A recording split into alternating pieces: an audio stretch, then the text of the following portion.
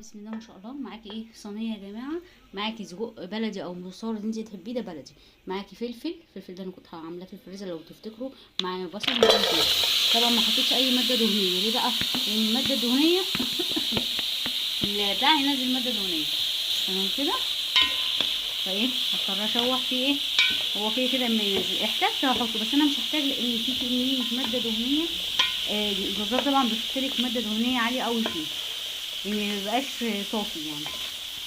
تمام كده. معاكي طبعا فلفل، معاكي فصين توم متقطعين مش مفروشين، بصي مقطعوهم.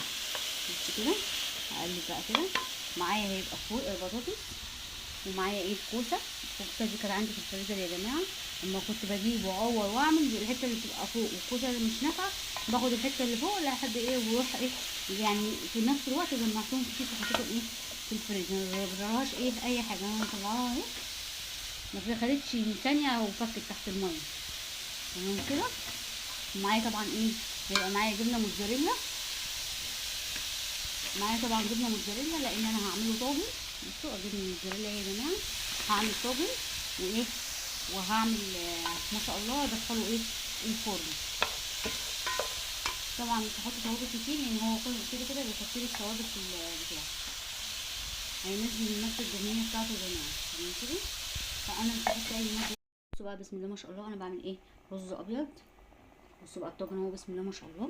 الطاجن يا جماعه اهو بعد ما خلصته خالص بالكوسه بالسجق بالبطاطس. تمام كده.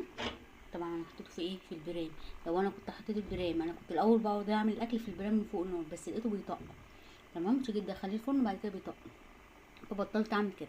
معاكي بقى كميه جبنه حلوه كده، هتدخليهم ايه، هتشمعيهم فرن وشوايه. ليه؟ عشان طاجن ياخد من تحت وايه من فوق. وانت لو حطيتي في فرن بس هيبقى عادي، بس انا بقولك ايه، حطي فرن وشوايه. تمام كده. مش هياخد معاك 10 دقايق اهو. بصي كده هنعمل ايه. بصي بقى كده، عايزه تزودي جبنه تاني زودي مفيش مشكله. تمام اهو. بصوا يا جماعه طعمه خطير خطير خطير، مش هتندمي ان انت جربتيه. تمام كده. عايزه تعمليه بطاطس بس اعمليه، عايزه تعمليه بس كوسه اعمليه. انا كنت هعمله بالفول بصراحه، بس انا قلت لا خلاص، عندي جبت بطاطس وكان عندي كوسه في الفريزر، قلت خلاص اعمله ايه بالبطاطس واسمها ايه والكوسه. تمام كده.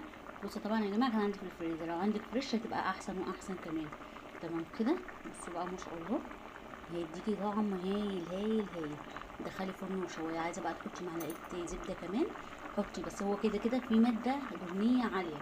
انا ما دخلتش فيه اي ماده دهنيه لان السجق كان فيه ماده دهنيه عاليه، فطبعا ما حطيتش اي حاجه. وحطيت مش هحط، ممكن ما احط